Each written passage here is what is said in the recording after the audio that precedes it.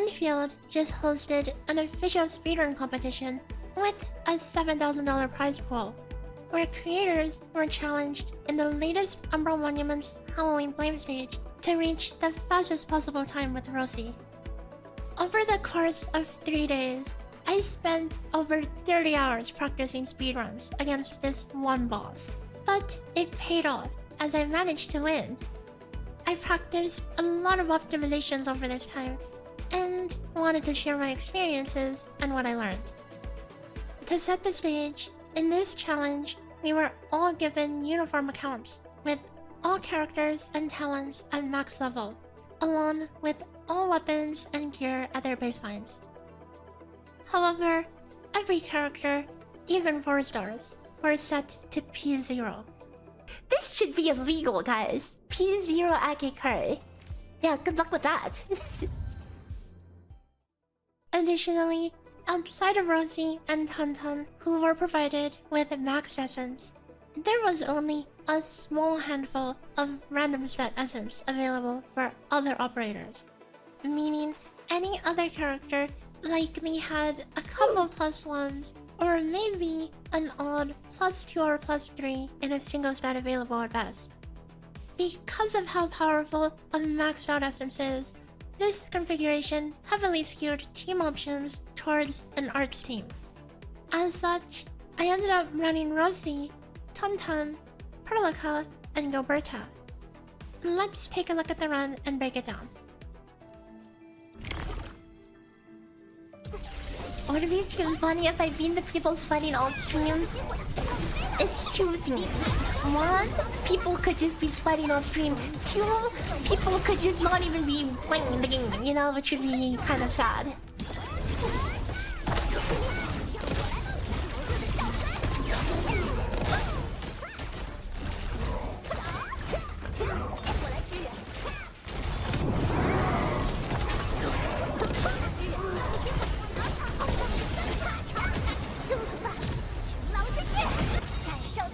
Okay, this is it. How's that? How's that? Wait, how was that? I wasn't paying attention. In this run, we use a 5-skill rotation, consisting of 1 Tangtang skill at the beginning to set up her and Rossi's combo, followed by 3 Rossi skills and 1 Tangtang skill at the end to apply her debuffs before the burst. We use Rossi's skill 3 times because, in addition to its base effects, it deals an additional hit of 10 stagger on top of granting Rossi 10 bonus energy, allowing her to have enough energy in this short rotation. Gilberta, with her signature weapon and a +3 ultimate gain essence, also has no problems hitting her energy requirement.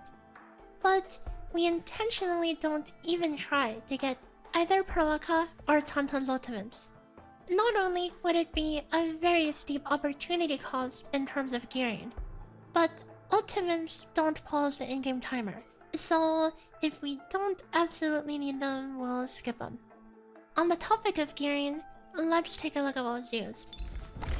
For Rossi, a 3-piece MI set was used with a link slab, which, while weaker on average, this is a speedrun challenge, so simply hit the crit on the last hit and it'll be worth it. On Perlica, we used pulsar labs to increase her electrification power, as well as the MI basic attack gloves to pump up her finisher.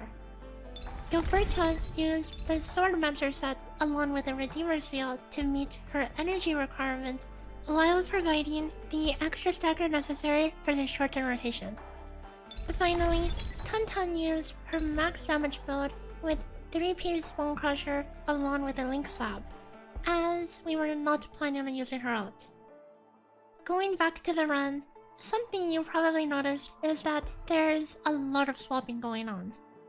The basic concept is, when you're using skills and combos on your controlled operator, that operator is not attacking.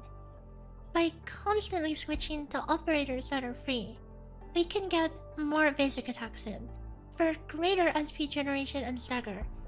in speedrunning, these are the biggest bottlenecks, so it's important we get as many hits in as possible. On that note, animation cancelling is also very important to get the maximum amount of basics in.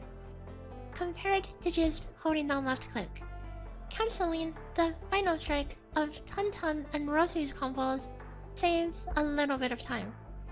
However, for Tangtang, cancelling her third attack saves almost a third of a second. And for Rossi, cancelling her fourth attack saves roughly a quarter second. If you have a keen eye, you'll notice I didn't use those second cancels in the run. In fact, this run was actually from day 2 out of 3 of the challenge. That is to say, this isn't the fastest possible clear. Using the additional animation cancels, a 40-second clear is possible.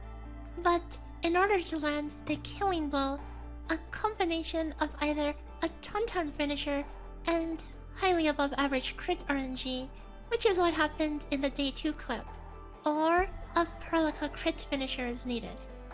I optimized around this and confirmed the 40-second possibility off stream before sending the final 4 hours of the competition, chasing the 11% crit.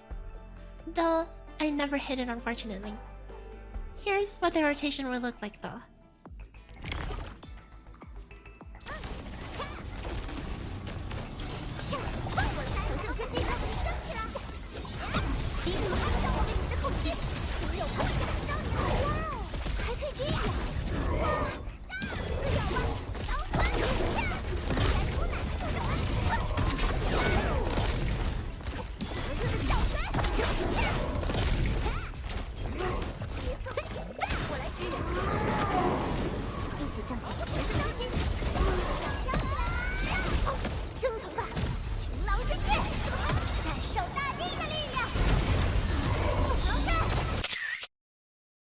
But that wasn't 40 seconds, that was 41 seconds.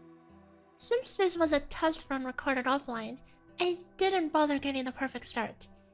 The in-game timer actually runs on a server tick system, meaning if you reset a run with bad timing, you'll start the instance already down a second, which this example did. And what's funny is that sometime after this contest concluded, there was a ninja change made to this, and you actually have a 0.25 second window to get a 10:01 start. Yup, they just added a quarter second to the starting time for some reason. A little detail around the burst window. We need to specifically time our skills around the boss's natural heat infliction stacking in order to make sure that we get combustion applied during the ult. To do this, we take advantage of the timing system with Rossi's combo to make it easy. Because the first infliction stack will proc Rossi's first combo, this gives us a predictable time for when the second stack is applied. As it so happens, conveniently, we need to delay our actions by roughly 0.3 seconds to ensure that Rossi's combo wipes the first stack of heat infliction, Tangtang applies cryo infliction, and then even though we use Gilberta's ult right after, the boss gains a heat infliction stack in between those actions, causing combustion. This gives us that little bit of extra damage needed to clear the boss with his rotation, which is very tight otherwise, due to the unartificed gear and P0 supports. Anyway, that's it for this little breakdown. I hope you found some things interesting. I had a ton of fun optimizing it throughout the challenge, though as soon as that ended, I've been working on broader Rossi calculations for the guide, which is already scripted, and I was actually going to be recording that one right now instead. But the results for this just got finalized, so I wanted to cover this first. This ended up a bit longer than I'd like, and I'm kind of mildly burned out a little bit, so I may or may not finish that Rossi guide. If you're interested in it, let me know in the comments and I'll try to power through. Bye bye!